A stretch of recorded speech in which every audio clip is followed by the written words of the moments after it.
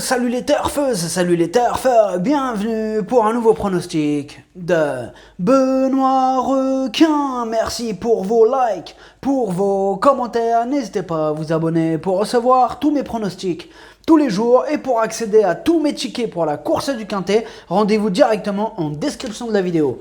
Ok, place au pronostic du Quintet du mercredi 24 août, direction Paris-Vincennes pour le prix de Beaune, trop attelé, 2700 mètres, 16 partants, réunion 1, course 7, indice de confiance 3 sur 5.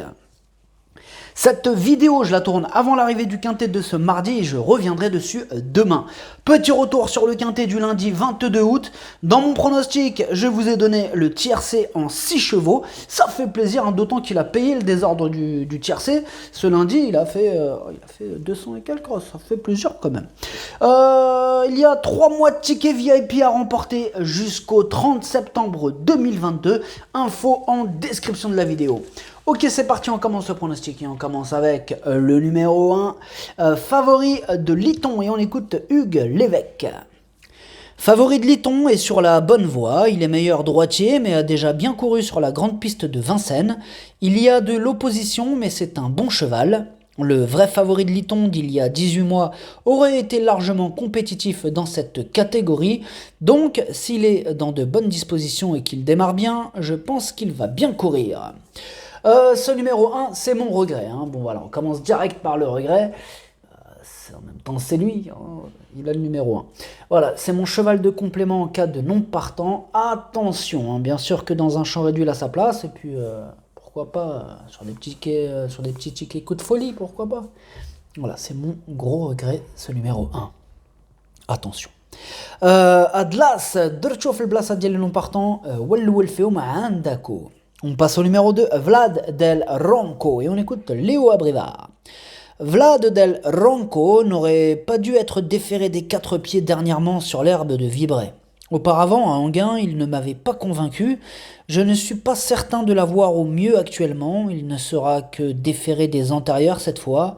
Le lot étant très bien composé, j'ai avant tout besoin qu'il me rassure. C'est vrai qu'on est un peu dans le doute avec ce bon Vlad del Ronco, hein, on va pas remettre en doute ses qualités, mais il y a quelques doutes quand même qui planent sur sa candidature. Voilà, il est sur ma petite liste des possibles casseurs de tickets repérés, on va lui accorder quand même une petite note de méfiance. Hein. Ad numéro جوج ما درتوش ولكن يحداو معاه يقدر يغرس شي تيكيات. On passe au numéro 3, Ingo, et on écoute Christopher Eriksson. Ingo avait été volontairement arrêté après sa victoire de Strasbourg fin mai. Il a repris progressivement le travail et s'est exercé à 2 reprises sur l'hippodrome d'Enghien ces dernières semaines.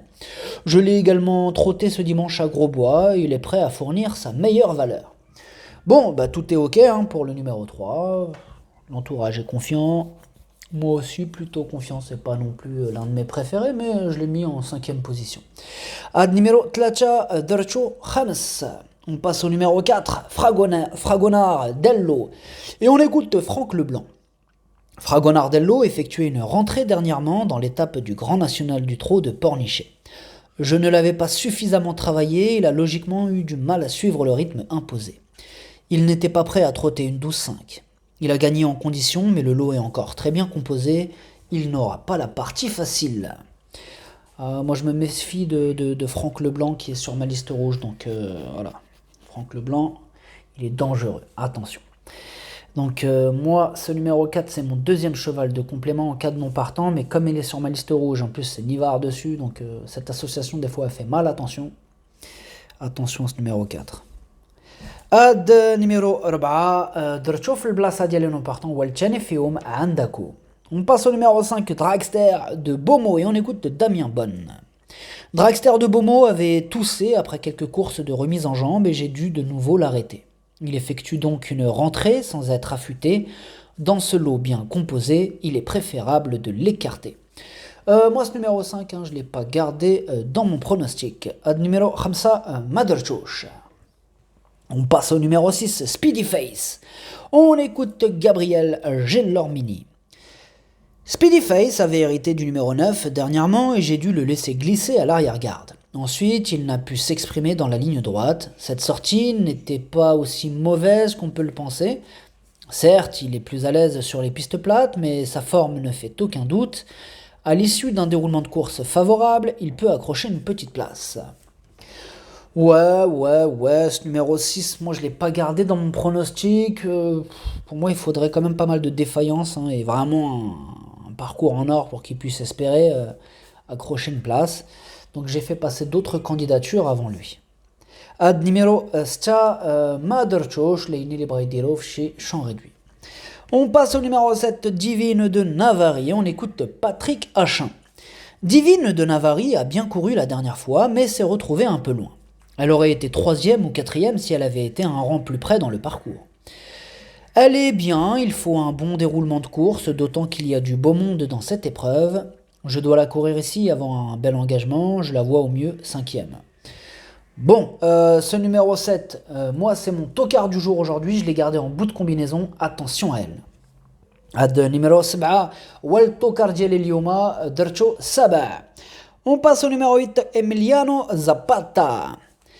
On écoute Sébastien Ernaud. Emiliano Zapata n'a pas un bon programme sous la selle actuellement. Cette sortie va lui permettre de se maintenir en condition en attendant un prochain engagement au trot monté. Face à une telle opposition, sa tâche s'annonce très compliquée, l'impasse est conseillée. Eh bien, ce n'est pas tombé dans l'oreille d'un sourd, de toute façon, je comptais la rayer. Ce numéro 8, moi je ne l'ai pas retenu, énorme non. Ad numéro 8, Mabrichouch. On passe au numéro 9, Fée de Rancheval, et on écoute Emmanuel Varin. Fée de Rancheval s'est bien comportée la dernière fois, finissant bien alors qu'elle devait rendre 25 mètres. Elle peut entamer son effort à 800 ou 900 mètres du but et aller au poteau. C'est une brave jument, très volontaire, qui fait tout ce qu'on lui demande. Je la vois dans les 5 premiers, mais comme il y a de l'opposition, il faudra que cela se passe bien pour espérer gagner. Ouais, il faudra vraiment que ça se passe bien pour espérer gagner, mais attention, pourquoi pas. On a déjà vu des trucs de fou un peu dans des courses, donc pourquoi pas, mais en tout cas, bon, moi ce 9, je l'ai pas mis pour la victoire, je l'ai mis en 4ème position, assez haut, il me plaît bien. Voilà, 4ème position pour ce numéro 9. Ad numéro 10, Jbne Dercho Raba. On passe au numéro 10, Destin Carizé, et on écoute Jacques-Étienne Tué. Destin Carizé est revenu en bonne forme après des petits problèmes de santé, toutefois je ne crois pas qu'il soit à 100%, dès lors je le vois plus pour une petite place, s'il finissait 5ème ou 6ème, cela serait déjà bien. Moi ce numéro 10 je ne l'ai pas retenu dans mon pronostic, par contre il est en tête sur ma petite liste des possibles casseurs de tickets repérés, attention. Ad numéro 10 Maderchosh Leini Andakou Yaqdar Irres chez Tikiyat. On passe au numéro 11, Esperanzo, et on écoute Mathieu Mottier. Esperanzo avait bien couru à 2 reprises en début d'été sur les parcours de Vitesse de Vincennes et Anguin. Mais je m'attendais à mieux de sa part pour son retour sous la selle le mois dernier au Sable d'Olonne. Il n'a désormais plus de marge de manœuvre et doit impérativement bénéficier d'un bon déroulement de course pour espérer accrocher une petite place. Esperanzo, ouais. Moi je l'ai gardé en bout de combinaison, Esperanzo. Voilà, j'en ai préféré d'autres pour les toutes premières places, mais voilà, je l'ai pas éliminé, je l'ai gardé en bout de combinaison. Ad numéro 11, Dercho, Leini Dercho fi Lahara. On passe au numéro 12, Kennedy, on écoute Gabriel Gelormini. Kennedy ne doit pas être condamné sur sa dernière tentative en Suède. Certes, j'ai dû le rapprocher en dehors durant le dernier kilomètre, mais il n'avait pas son mordant habituel. Mieux vaut le juger sur ses succès français au printemps, il découvre un engagement favorable et détient évidemment une première chance. Évidemment qu'il détient une première chance Kennedy, il est super chaud ce cheval, c'est magnifique. Là, concrètement, si tout se passe bien, il va falloir être fort pour passer devant lui. Non, c'est le cheval à battre, ce numéro 12, attention. C'est mon préféré d'ailleurs, moi je l'ai installé en tête, sans hésitation. Ad numéro 12, جبني بزاف مداكش الفير والولد ديالي درتو الفوق كاع. On passe au numéro 13, Dynastie Piergy, on écoute Damien Bonne.